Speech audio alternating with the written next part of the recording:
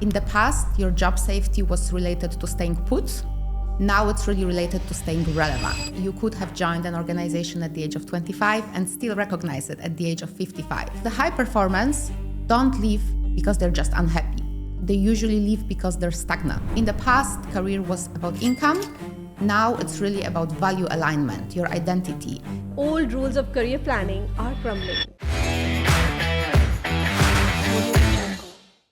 Welcome to the Culture Code, the podcast from Verve Human Capital, where we decode the invisible threads that turn workplaces into communities and people into purpose-driven performers. Each episode, we will sit down with visionary CHROs, founders, and thought leaders who have built, transformed, and sustained a high-trust, high-performance culture. No jargon, no fluff, just real stories, hard-earned wisdom, and actionable insights from the front lines of human capital leadership. I am Shreyashi, and today we are tackling a question that's keeping leaders and professionals awake at night. How do you build a career or help others build theirs in a world where AI is rewriting job descriptions and talent has truly gone global? With rapid tech changes and increasing cross-border mobility, the old rules of career planning are crumbling. The linear paths, study, specialization, retire no longer exist. Something more fluid, something more uncertain, but also more exciting. My guest today on Culture Code is Ms. Kinga Malic. She's the founder of Thrive Transitions and a global career architect who works with executives and ambitious professionals navigating career evolution in the UAE across international markets. Before transitioning into coaching, Kinga built her career in commercial real estate across Europe, holding senior roles in high-performance environments. Her strategic pivot from corporate leadership into entrepreneurship gives her a practical insider perspective on career reinvention, growth, and identity shifts. Today, she supports executives, founders, and internationally mobile professionals in designing future-ready careers with a strong focus on cross-cultural mobility, personal positioning, and navigating change in a fast-evolving market such as the GCC. Today, we are exploring why traditional culture paths are becoming obsolete, the rise of portfolio careers and global professional identities, whether AI is a real threat or an opportunity, or a competitive advantage, and what HR leaders are going to do now to retain talent.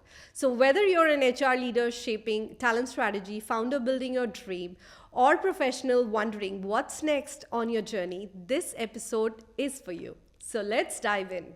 Hi Kinga, welcome to the Culture Code. Today our audience is very excited to hear your perspective on career transitions and career coaching. I get a lot of questions from a lot of aspiring candidates who reach out to me in terms of, what they should be doing about their careers in a VUCA world. So without any further delay, let's dive into the questions. The first question, and I would like to know the big picture from you.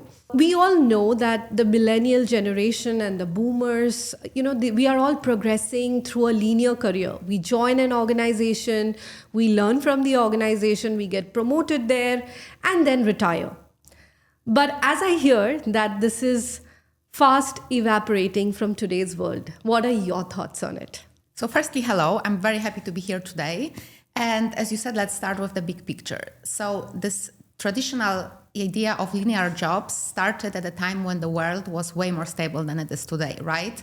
We used to have business models that could last for generations. You could have joined an organization at the age of 25 and still recognize it at the age of 55. But that's no longer the case today. If you look at the pace of technological shift, we can really see how the world is accelerating. Some jobs are disappearing very quickly. And let's not be pessimists, you also have new jobs coming up. I attended a very interesting career fair recently where there was a presentation about jobs of the future, and some job titles that I heard about, like extinct species revivalist or virtual identity defenders. We don't hear about them just yet, and organizations don't even adjust their structures, their hierarchies to prepare for those kind of jobs coming up. So I would say that's the first shift that we should really tackle. The second one, I would also say, is the fundamental notion of job security. As you said, in the past, you would join, you would stay loyal, eventually the recognition would come, the seniority would come. But today, I feel like the job safety is really about your adaptability, your transferable skills, your ability to learn very quickly and get onboarded very quickly. So if I were to say very bluntly, in the past, your job safety was related to staying put. Now it's really related to staying relevant, which is a completely different skill set. And then the last point is also the psychological shift, right? We talk so much more about self-awareness, mindfulness. When I coach my clients, we talk about values, identity, purpose in life. That's not something you would discuss 50 years ago. So in the past, career was about income. Now it's really about value alignment, your identity. And I think that also leads us to rethink the whole career trajectories. So I would say all those three factors contribute to the fact why the notion of linear careers will change in the future. That's a wonderful perspective. And from you, I learned so many new terms today. And we are going to move on to the next question now. So in the first question, we talked about career linearity. In the second question, I would like you to answer this for all the HR leaders in the market, especially when employees are seeing mindset shift. There is no more that singular trajectory of career paths. How should HR leaders be thinking of talent development models? Just like the careers are not linear, the development shouldn't be linear either. So I really believe we should move from that title-focused growth toward a skill-based growth. So even when I started in my corporate career, you would start as an analyst, then progress to associate, senior associate, and so on. And I think now we should really shift that discussions toward what is the skill set that the company will enable you to develop. Because the high performance don't leave because they're just unhappy. They usually leave because they're stagnant. They don't see development opportunities. And in a dynamic market like the UAE, where people are so mobile, if the market doesn't give them the opportunities, they can move anywhere. And that's the same for an organization, right? If you don't create opportunity internally, the external market will. And that's why you really need to think about this growth-based model and not just a title-based model. Specifically, I would like to talk about, certain concepts like job hugging and moonlighting and quiet quitting. Traditional paths, often showed hierarchy equal to salary growth, equal to, growth in responsibilities.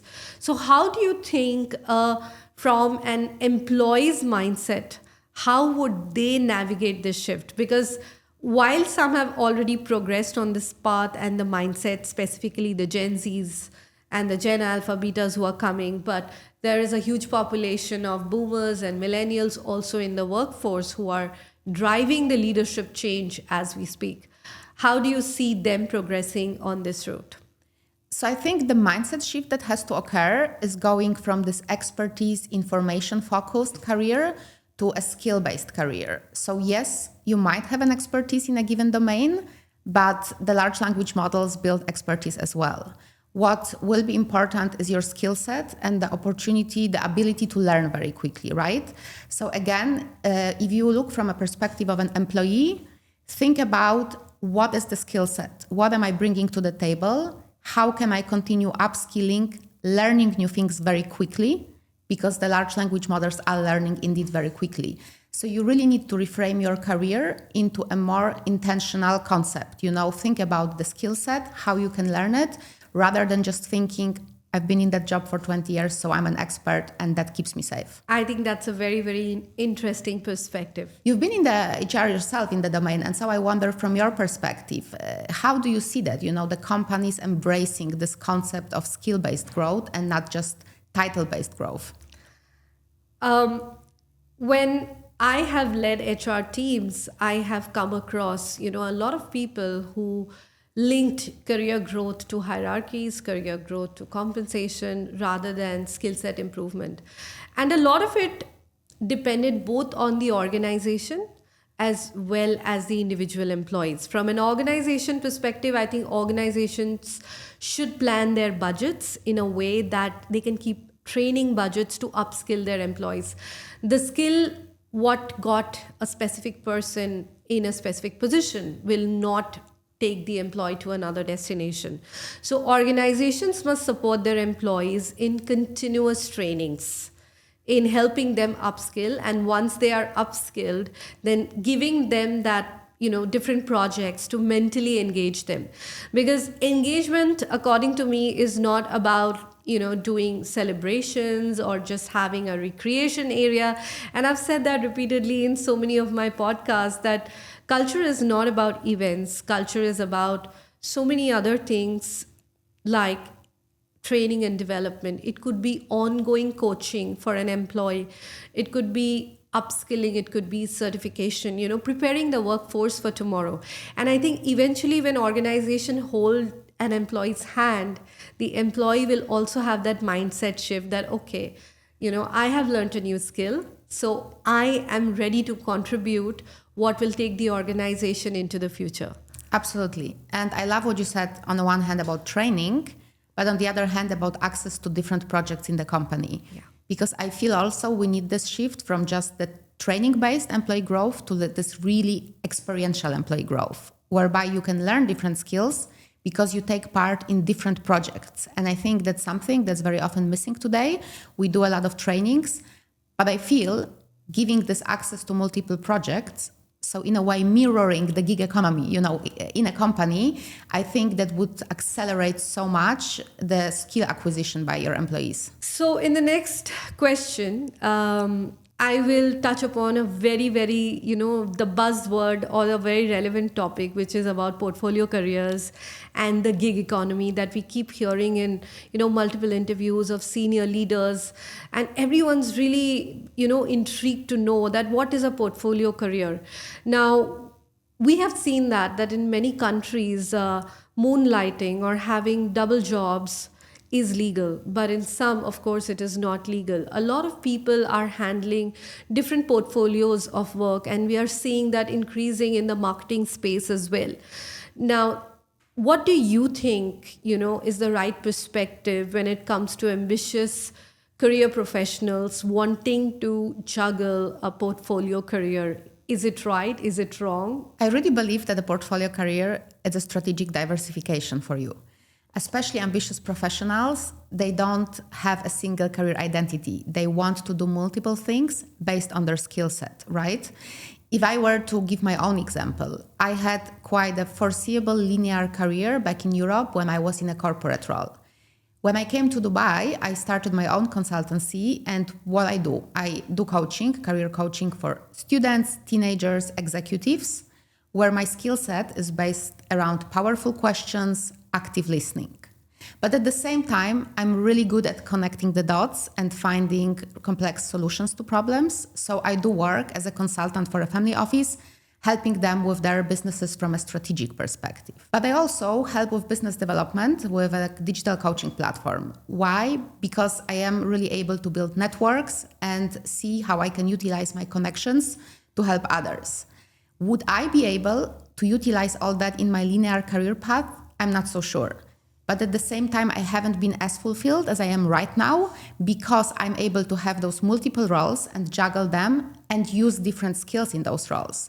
So I really believe from the portfolio career point of view, why high-performing professionals want that, it's because it really gives them the opportunity to show various skills. But I think one myth or one clarification that we have to make here is that it cannot be accidental. You have to be very intentional about your choices, about the portfolio you're picking. There has to be some rational thinking behind why you're building the portfolio like you do. That's why I also explained my example and the skills I'm using, because only intentionality will give you the leverage in your portfolio. If it's accidental, it will just look fragmented and the market will not appreciate that. And I wonder from your perspective, if you think about the gig economy, the portfolio careers, do you think that's something new, relevant to the market now, or you think it's always been there, it's just we maybe haven't appreciated it as much in the past? So I feel that this is not anything new, this was there right from, the historical era. If I go back to ancient Greece, and there was a very famous philosopher called Eratosthenes, and he was a philosopher, he was a librarian, he was a poet, he was an astronomer. And he juggled multiple careers and multiple options, back in the days. And then we move on to ancient Egypt, we move on to, Indus Valley civilization. Name any ancient civilization and you will see that people were farmers and then they were traders.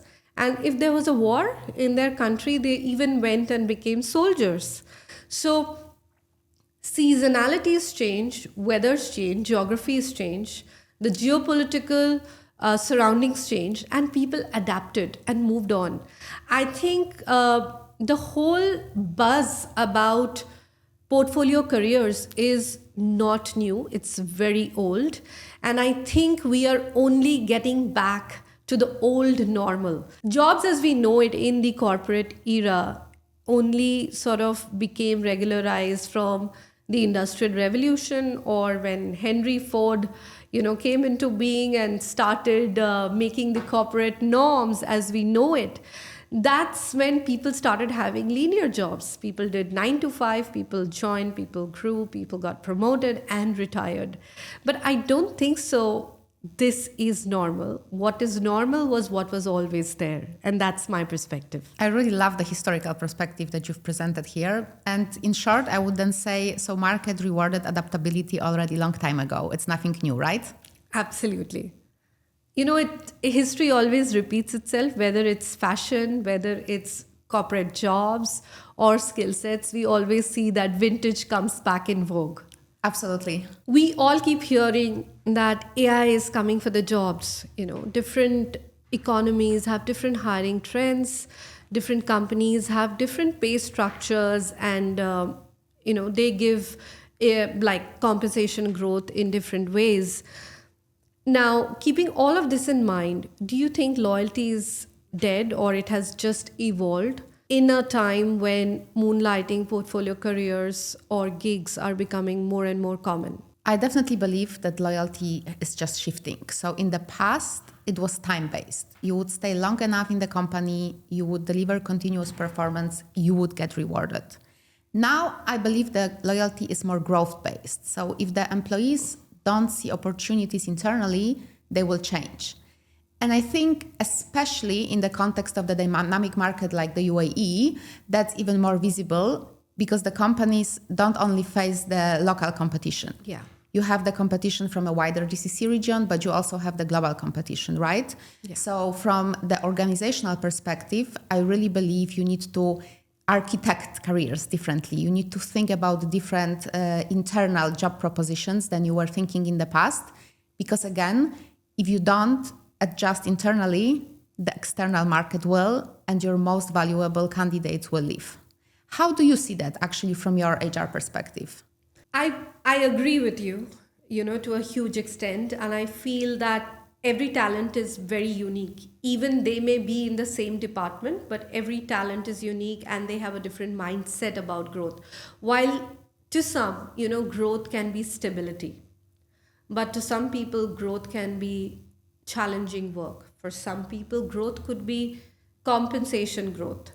So we need to look at each individual, from a unique lens and not put them under the same lens and treat them in the same way. So if there is an employee, who likes to multitask, or if they have, multitasking as a strength that you identify in a performance appraisal or any career assessment within the company, then I feel that person should be given multiple exposure areas rather than pushing them into domain expertise. My entire career has been in tech, and I have seen a lot of tech professionals who do not want to take up managerial roles. They like to grow within the R&D space. So if there is a talent who wants that, and I think in such cases, R&D leadership is more apt than putting them in charge of managerial capabilities. We have oftentimes seen that a person is very good within their domain, but they are not great people managers. And as a result of all of this, we also end up changing the company culture. So I think giving each individual that unique opportunity, building them that unique career path is very, very important. And I think HR has also moved from that overall corporate structure to business partnership. And I think the whole purpose of business partnership is to understand the unique challenges and craft solutions according to each talent. I like the perspective, and then I wonder, if you become the business partner, what do you then expect from the business? Because you talked about this individual treatment that we should give to every employee. I imagine it's becoming a challenge in a large organization like the ones where you were part of. So I wonder, where is the role of managers here? Because I assume as HR, you can't manage this level of individual attention to employee careers by yourself, right? You really need strong support of the business. Yeah. So maybe you could also give your perspective on that. Like, how do you really see the role of operational leaders of the business supporting you as HR business partner? So the role of an HR is not to execute. The role of an HR is to facilitate, is to start these discussions. When we work in the HR space, a lot of employees come and speak to us about their day-to-day challenges, about their aspirations, about their personal life. So many, we get to see an employee not just from a work perspective, but also from the individual that they are.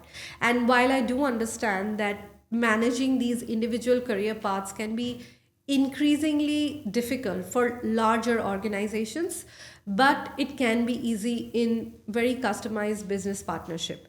And an HR alone cannot achieve all of it. It has to be a very good handshake from the business and an equal partnership, with HR, that this is possible. While an HR can develop, a coaching, a performance coach for an individual, but the manager also has to equally mentor, equally has to support.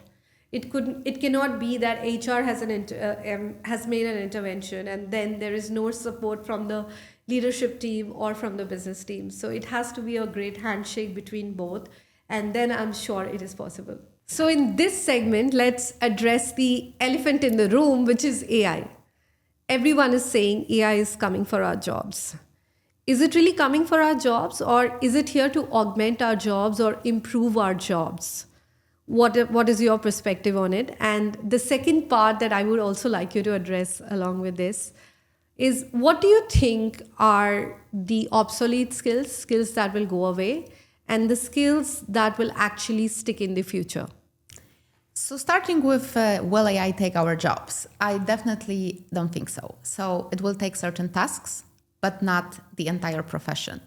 We talk already about admin, repetitive tasks like reporting, administrative organization, and so on. But think about cognitive skills, human skills like leadership, empathy, complex problem solving. That's something that AI will not take. And I think the key message from today should be that it's not AI that will take your job, but most probably someone who uses AI much better than you. I think that's the real thing, because the threat isn't AI as such, it's your complacency. If you don't grow, if you don't improve your skills, if you don't improve your soft skills, that's where I believe other people might outperform you in the job market. So again, let's not, demonize AI as such. Let's just say that it has to be embraced, and your role as an ambitious professional is to really think, how can it help you to boost your productivity, to make you more efficient, but also what you can do to work on your soft skills so that you continue staying relevant in the job market. So I think that's the first part. And then when you asked about the skills, again, I think the repetitive tasks, the job like accountants will have to be redefined, because those kind of reporting lines, they will be handled by AI. But let's talk about the soft skills again. Framing complex problems, right?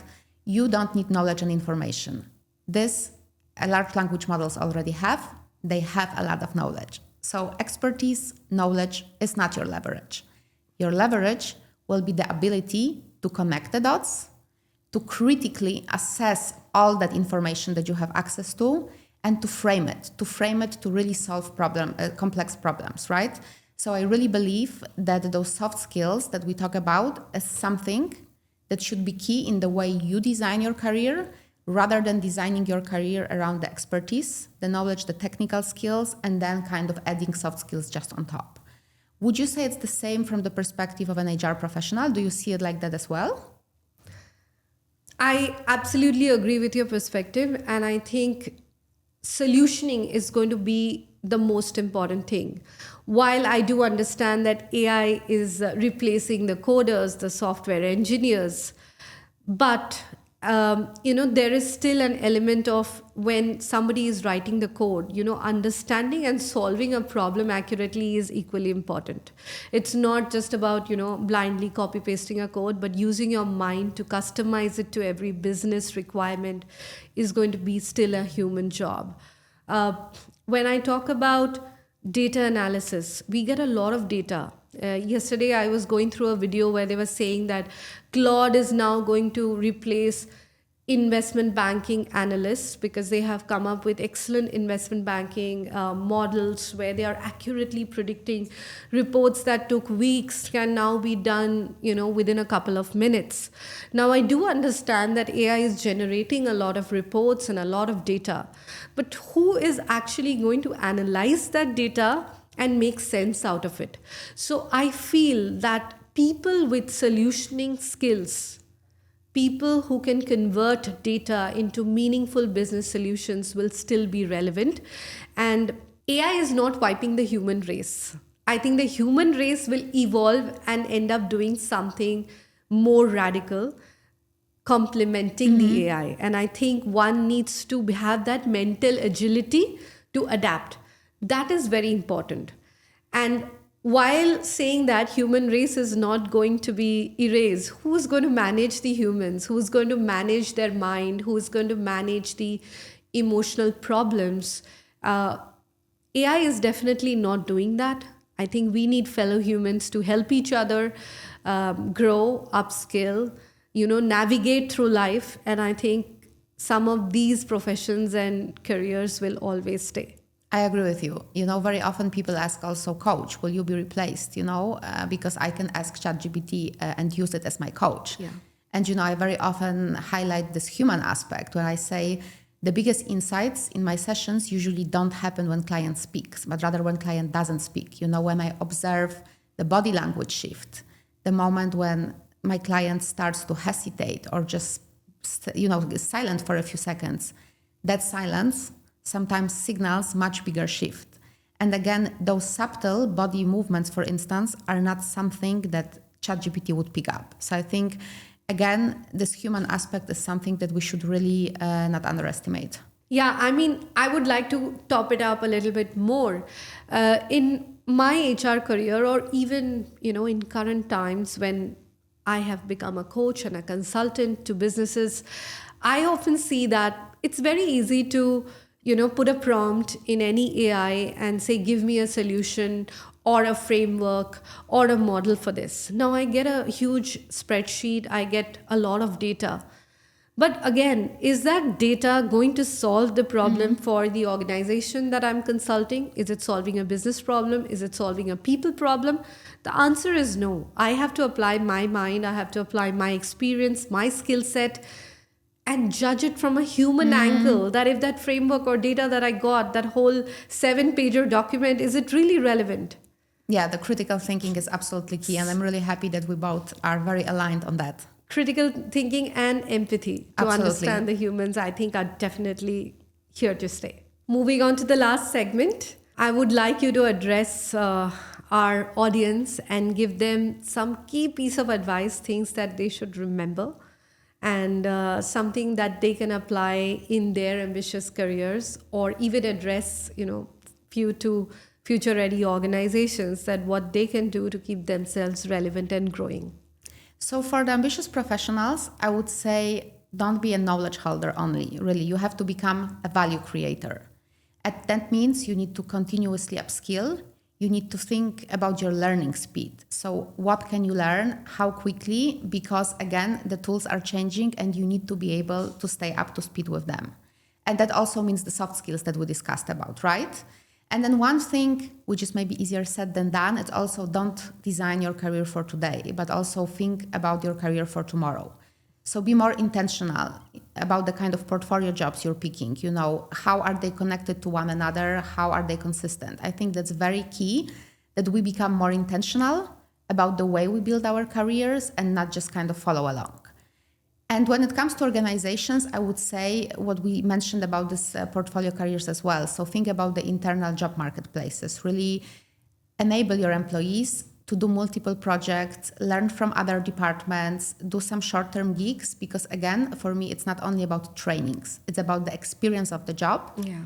And this experiential aspect can only be provided if you enable your employees access to wider projects. And I think that's really key in the market of tomorrow. What advice would you give, I guess, to ambitious professionals, but also to organizations?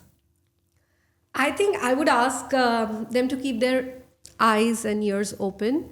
And while saying that, I don't, mean it literally, but keep yourselves agile in your mindset. Your jobs may be here today, it may not be there tomorrow, but that is not a stop. One should not fret about the future and stop living for today. Do your best today. Do the best that you can, tap your best potential, keep upskilling, keep learning, and keep moving in agility with the environment and the geopolitical environment or anything, around your space. I think that's very important for Love the everyone. perspective, completely agree. And for the organizations, what do you think the biggest challenges to really future-proof the organizations? Again, and specifically for larger organizations, I know startups are very agile from the start, but for larger organizations, nothing is written in stone. And if one has to rewrite the entire history and start over, there is no better time than today. Policies can change, skill sets can change, the way we train our teams can change, the way we expose our teams can change. So I think it's high time the leadership should also keep that agile mindset that if we need to future proof ourselves, this is the best time. Perfect. Couldn't agree more. I'm so happy that we managed to blend those perspectives today, like really from my career coaching perspective and your HR perspective. I think it showed, different sides. But at the end of the day, I think our conclusions were always very similar, that it's about adaptability, both on the sides of employees, but also the organizations, agility, and the fact that you really look at the career of the future, at the organization of the future, and not just how it looks like today. If companies don't create internal opportunities, the external market will. And that's a wrap on the episode of Culture Code. A huge thank you to our guest, Ms. Kinga Malic, for sharing such powerful insights on navigating careers in the age of AI and global talent. Here are my key takeaways from today's conversation. The linear career is approaching a decline. Embrace the portfolio mindset. AI isn't here to replace you. It is here to amplify you if you let it in. Cultural agility is the new technical skill, and for organization, retention in 2026 and beyond isn't about the golden handcuffs. It is about creating growth, flexibility, and purpose. If you enjoyed this episode, please subscribe, leave us a review, and share it with someone navigating their own career crossroads. The Culture Code is a production of Verve Human Capital, helping GCC and Indian startups and SMEs attract talent, develop leaders, and build teams that actually perform. Until next time, remember, culture isn't what you write, it's what you live. I am Sreyashi, signing off.